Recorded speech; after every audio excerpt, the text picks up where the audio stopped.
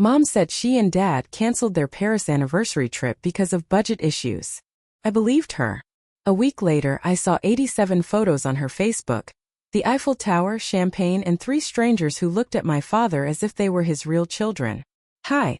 My name is Clara, I'm 32 years old, and I thought I knew my parents. I thought we were like everyone else. Stable, predictable, drama-free. I'm an only child, a high school English teacher, living alone in suburban Connecticut, close to them. Basically the perfect daughter. It was a Tuesday evening. I was sitting at my kitchen table grading papers when my mother, Eleanor, called. Her voice sounded apologetic, maybe even a little embarrassed, and I immediately knew something unpleasant was coming. "Sweetie, I have some disappointing news about the anniversary trip," she began. "Your father, Robert, and I had to cancel Paris. Budget issues came up at the last minute, you know how it is. We just can't swing it right now." I felt genuinely sad for them. 25 years of marriage is a big deal. And they'd been planning this trip for almost a year. Mom had sent me links to little cafes, to the hotel in the Marais. She had been looking forward to it so much. "I'm so sorry, Mom. I know how much you wanted to go. But don't worry, next year it will work out," I said, trying to sound encouraging. She sighed heavily. "Maybe next year. How are things with you? How's work?" We talked for another 20 minutes about trivial things. She seemed completely normal, loving as always. I suspected nothing. A week later, I was scrolling through Facebook during my lunch break in the teacher's lounge, procrastinating on report card comments. That's when a post from Jessica Miller, our former neighbor, flashed up in my feed. Jessica lived on our street. We occasionally liked each other's posts but didn't really talk anymore. Her latest update was absolutely devastating. She was standing there, grinning widely in front of the Eiffel Tower, and the caption read, "Surprise! Family reunion weekend in the City of Light. Best week ever." My finger froze over the screen. Some kind of alarm went off in my head. I clicked into the album. 87 photos loaded slowly, and each new picture twisted something deep inside my chest into a tight, painful knot. There was my mother, in a striped shirt and dark glasses, laughing at a street cafe. There was my father, Robert, raising a glass of wine. Beside them were Jessica's parents, whom I'd known my whole life, and 3 other people I had never seen in our family pictures. A woman in her mid-30s with dark, curly hair, a man about the same age with a nose and chin exactly like my father's, and a younger woman, maybe 28, with my mother's eyes and smile. They didn't look like just friends who joined a tour. I could see the body language. It was the intimacy, the comfort that you only find in very close families. Here was my mother hugging the curly-haired woman, whom I mentally named Chloe. Here was Dad standing between the man, Ethan, and Mom, his hands resting on both their shoulders. In the shots they looked completely, absolutely united. In photo 41, my father was embracing both women, looking happier than I had seen him in years. In photo 62, all of them were posed in front of Notre Dame like any tourist family except I wasn't in it. I sat in the teacher's lounge, staring at my phone until the bell rang for 5th period. My hands were shaking and students were filing past me, but I barely saw them. "Budget issues," she had said. They paid for flights to Paris, a hotel, meals, wine, museum tickets, everything documented in those 87 photos. But there wasn't money to include me? No. There wasn't the desire to include me. This wasn't a financial problem. It was a deliberate exclusion. I went home that evening and opened my laptop. I started going through our old photo albums, really looking at them for the first time. Birthday parties where I was the only child. Holidays, just the 3 of us. I had never seen these 3 people. But the curly-haired woman had my mother's jawline. And the man had my father's hands. The younger girl had features of both of them. I, by the way, have blonde hair and blue eyes, while both my parents are brunettes with brown eyes. They had always told me I looked like my grandmother, showing me old photos. I had never questioned it. But now I saw that those 3 looked far more like my parents than I did. Thoughts spiraled in my head. Could I have been adopted? Could I have been a mistake? Someone they were stuck with out of obligation while their real children, their wanted children, were somewhere else? This went on for hours. I didn't sleep, constantly returning to the photos, studying every smile, every casual touch. The next morning I called in sick to work. I spent the entire day just staring at the wall. Mom called that evening. I let it go to voicemail. She left a cheerful message. Maybe I'll stop by this weekend? Get lunch?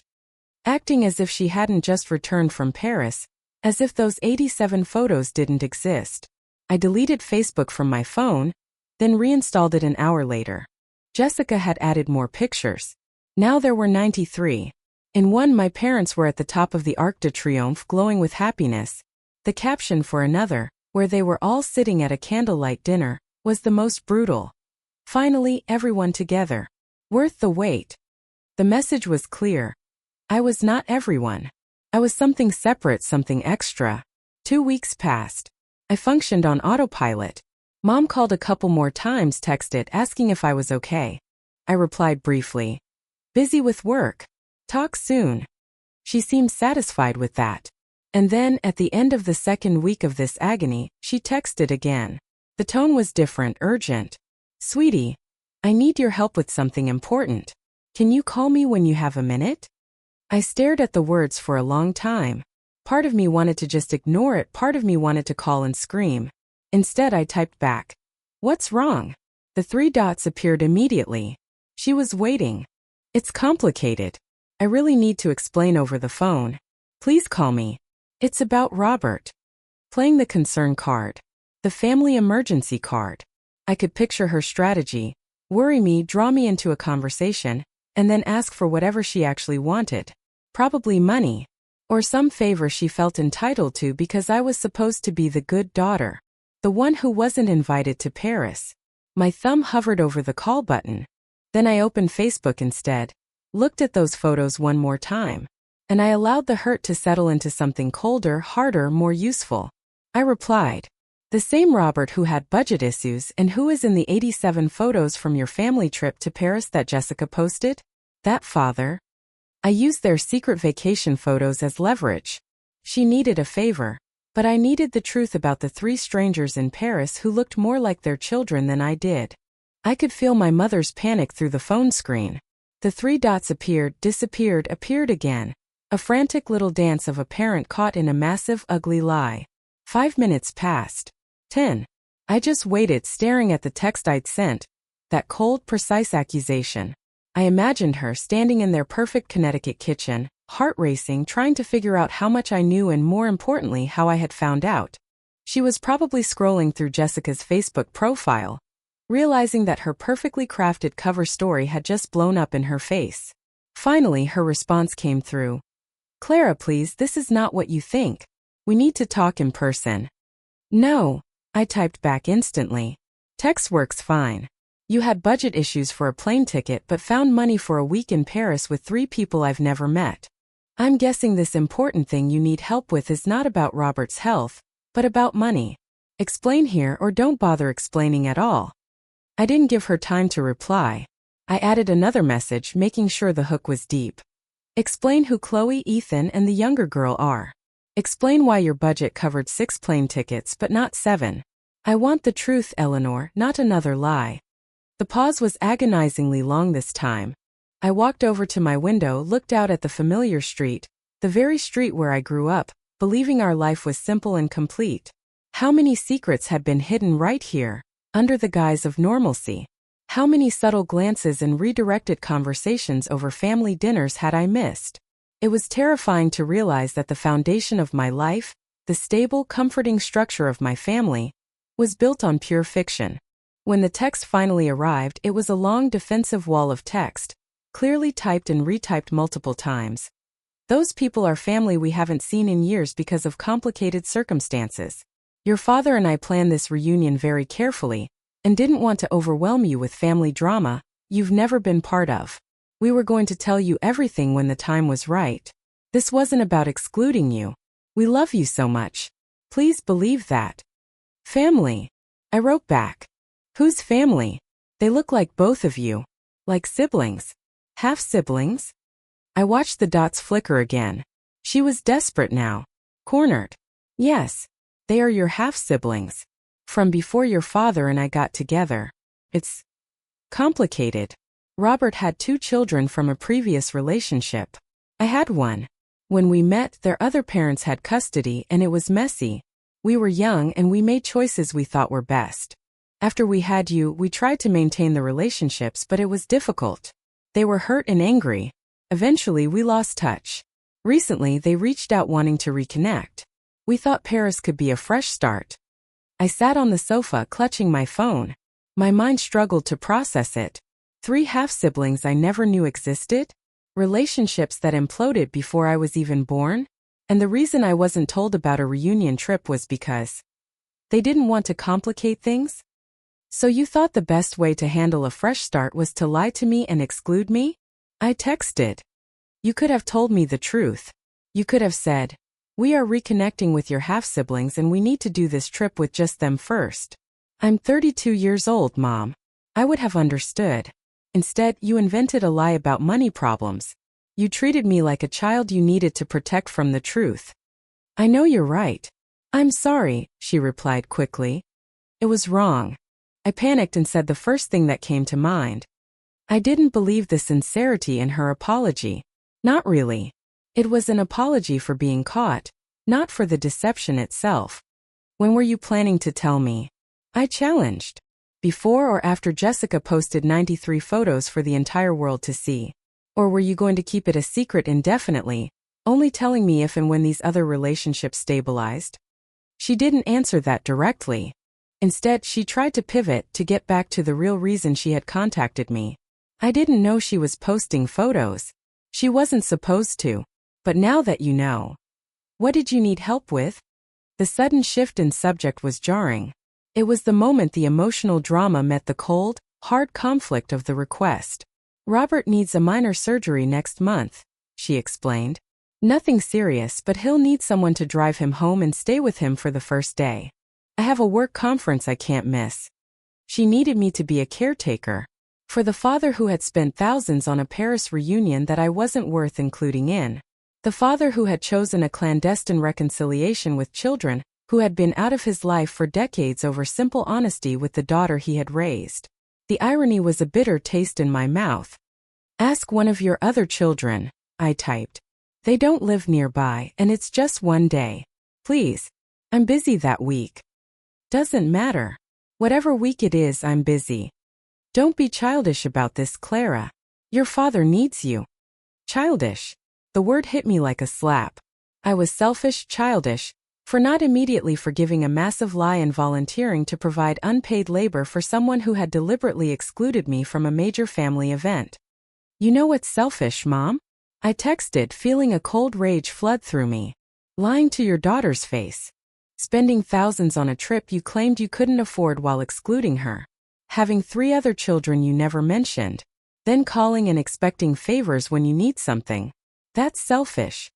Those relationships are complicated in ways you can't understand, she argued. Then help me understand, I insisted. Tell me the entire truth. Show me you actually respect me enough to be honest. I want to know everything. Why me? Why was I the one who didn't get to go? I was forcing her to confront the core of the betrayal, not just the logistics of the lie. The tension was now so tight I felt like my fingers were going to break the screen. This wasn't just a discovery. It was a detonation. And she was standing right in the middle of the fallout.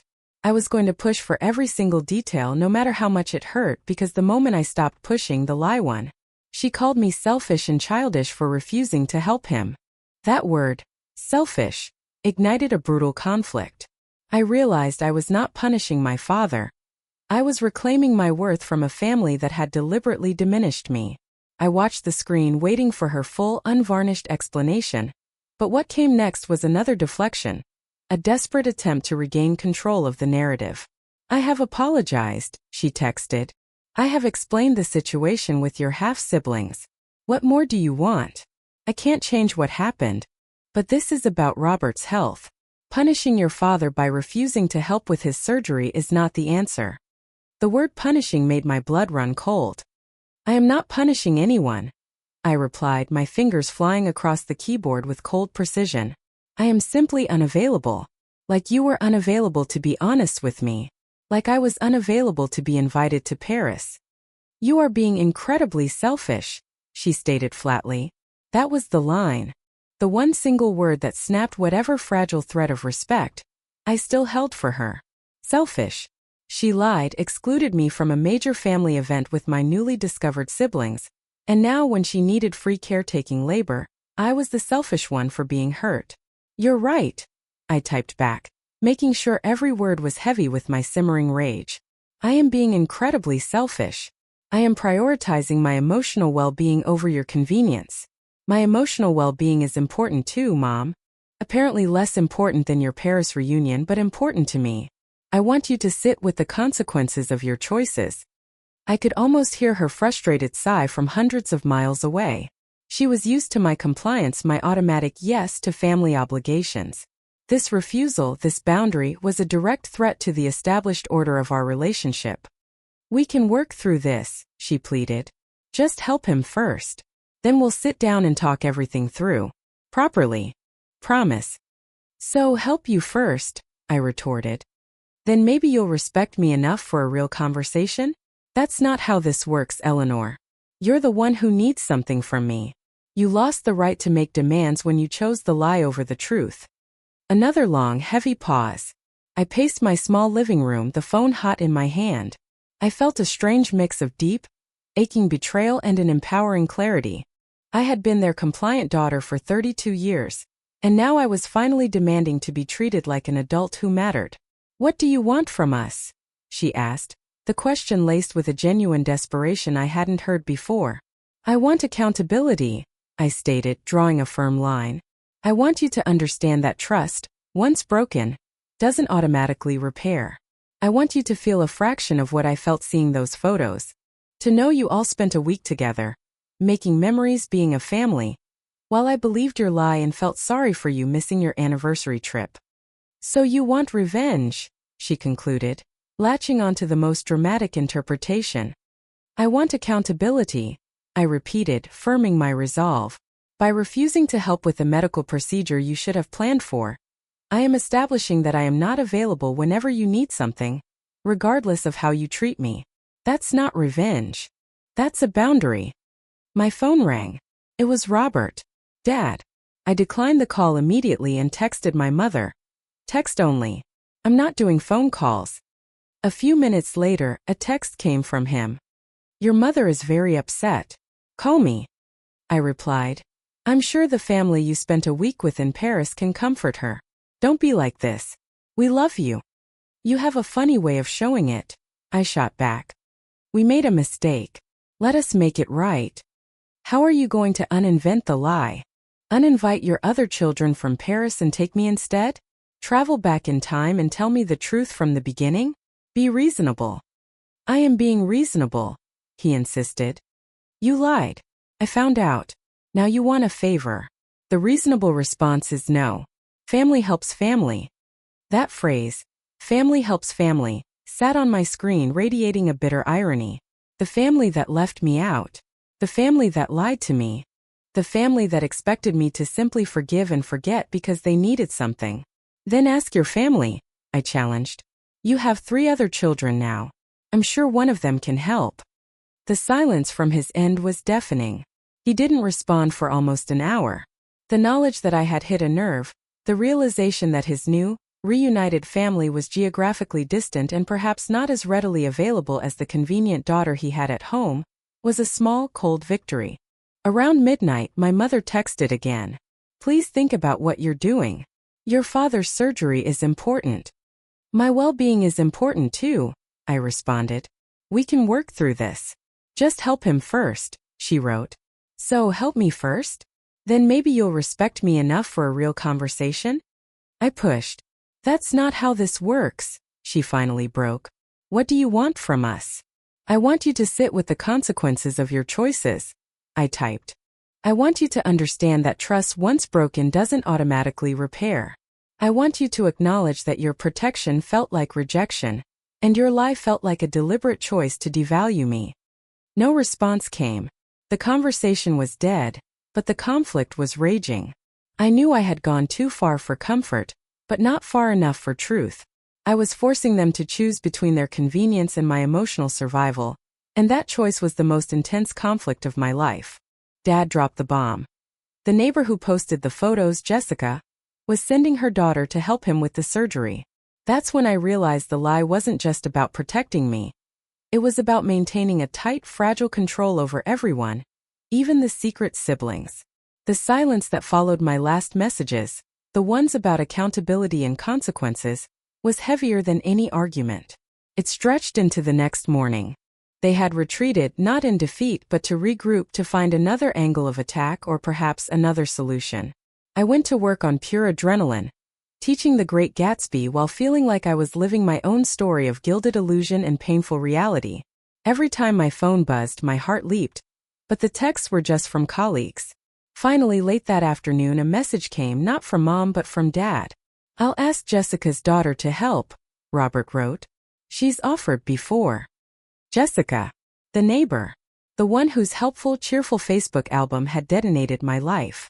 She was apparently so close to my parents that her daughter was the first fallback for a critical family favor. A woman who was more integrated into my parents' life, including their secret Parisian reunion, than I was. "That sounds perfect," I replied, the sarcasm a cold, sharp blade.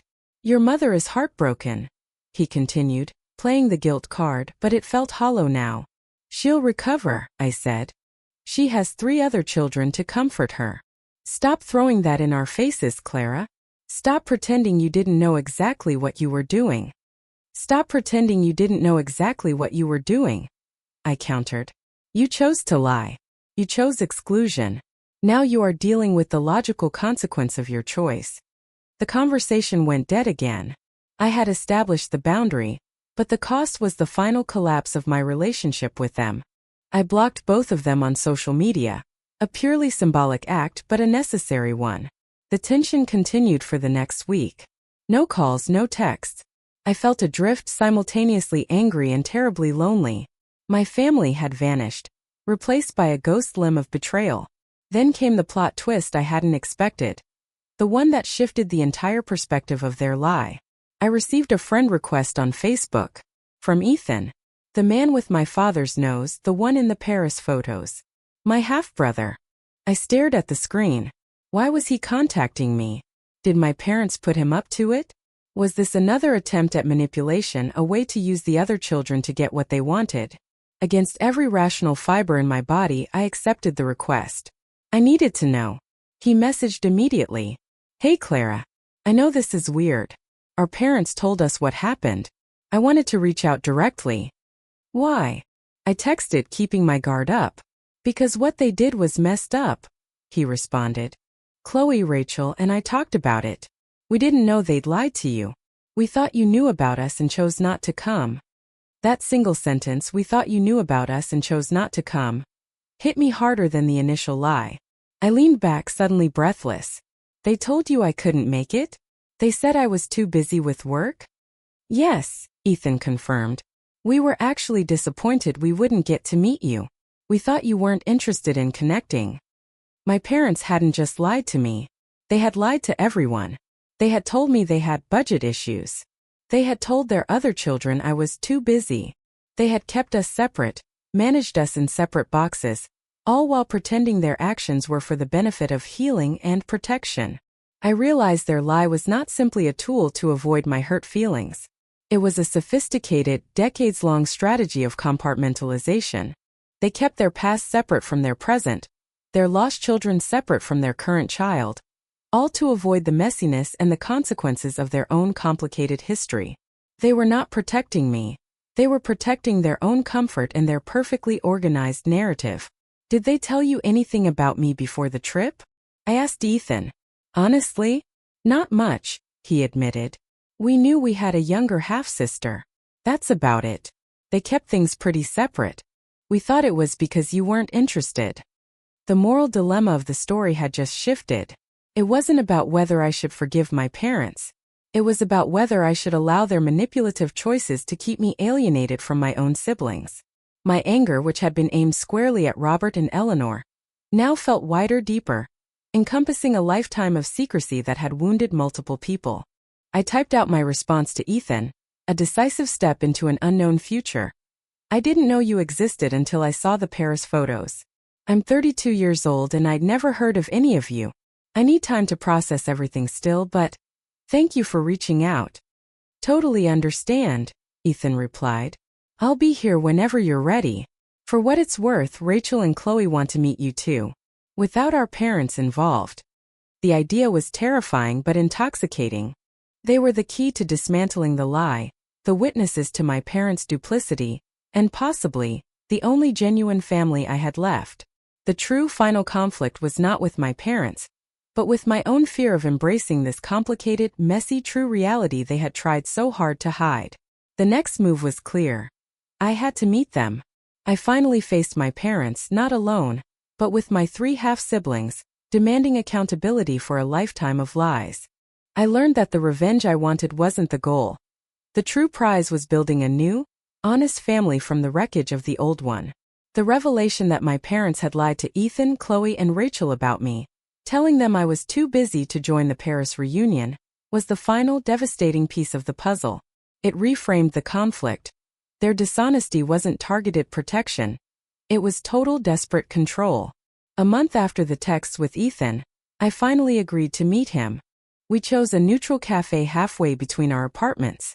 Seeing him in person, tall with Dad's features, felt profoundly surreal. We talked for 3 hours.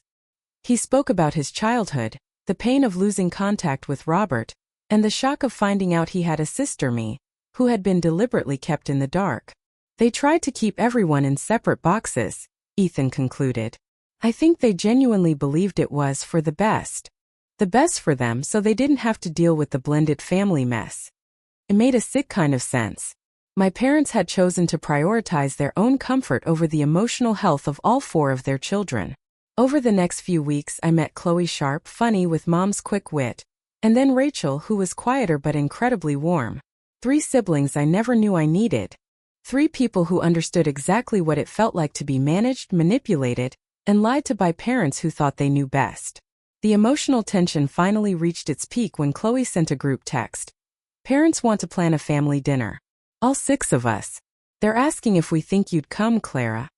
My first instinct was an absolute cold refusal. But then I looked at the 3 names in the chat: Ethan, Chloe, Rachel. I wouldn't be facing them alone. Are they planning to actually apologize, or just pretend nothing happened? I texted back. Chloe's reply came an hour later. Dad says he's willing to have a hard conversation. Mom is resistant but says she'll try. Not good enough, I insisted. They both need to own what they did. Full accountability. No excuses. I'll come, but ground rules. They apologize properly. They explain why they made every choice. And they accept that trust has to be rebuilt, not demanded. The dinner was set for a Sunday evening at my parents' house. I arrived with Ethan. Stepping through the front door of the house I grew up in, now knowing the extent of the lies it contained, felt like walking into a cage match. My mother, Eleanor, opened the door. She looked older, her eyes red, and she whispered, "Hi, sweetie." The tension at the dining room table was suffocating. Robert cleared his throat. "Thank you for coming. We know this hasn't been easy. We wanted to explain ourselves." "No," I interrupted, my voice steady and firm, strengthened by the presence of my siblings. "We're not doing explanations first. Apologies first. Real ones." My father looked at Chloe, who gave him a small, encouraging nod. He took a breath. "Clara, we are sorry we lied about the Paris trip. We thought it would be easier than explaining the situation, but we were wrong. It hurt you, and that wasn't our intention." "And?" I prompted, meeting my mother's gaze. Eleanor swallowed hard. "And we are sorry for how we handled this entire situation. For not being honest about your siblings, for trying to manage everyone separately, and for calling you selfish when you were understandably hurt." "Why did you do it?" I asked, needing the final unvarnished truth. The real reason. Not the protective parent excuse. The actual truth. They were quiet for a long moment.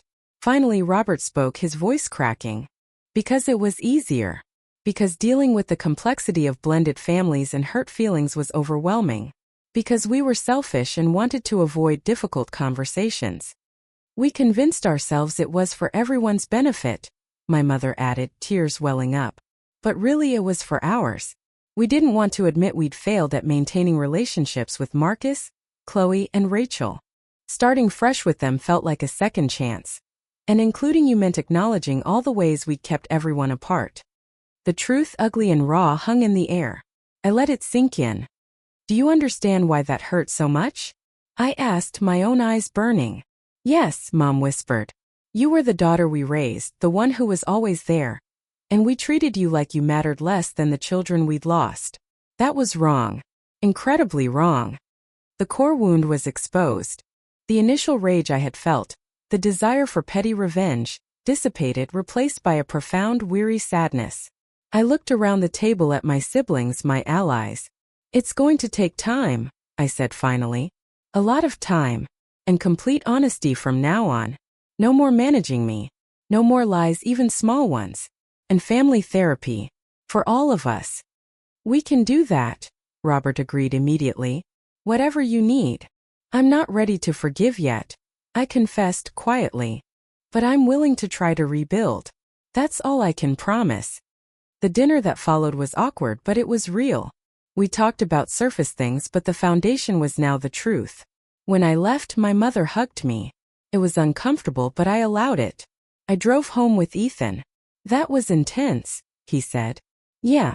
I wanted to shut the door completely, I admitted. But another part wants a family back. A different version of my family. One where everyone's honest. That's fair. That's healthy, actually. The healing process was slow. Painful therapy sessions. Dinners where old wounds were carefully examined. But a year later we took a trip together, all 6 of us, to Boston. A neutral territory for a family trying to figure out what they were to each other. On the last night, sitting at a restaurant overlooking the harbor, my mother raised her glass. To second chances, she said, her voice sincere. And to the daughter who was brave enough to demand better from us. It wasn't perfect. The ache of betrayal hadn't vanished. But we were trying. Honestly, messily, imperfectly trying. I had demanded accountability and received it.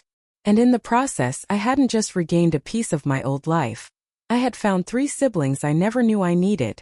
My parents had learned that love without honesty is not love at all.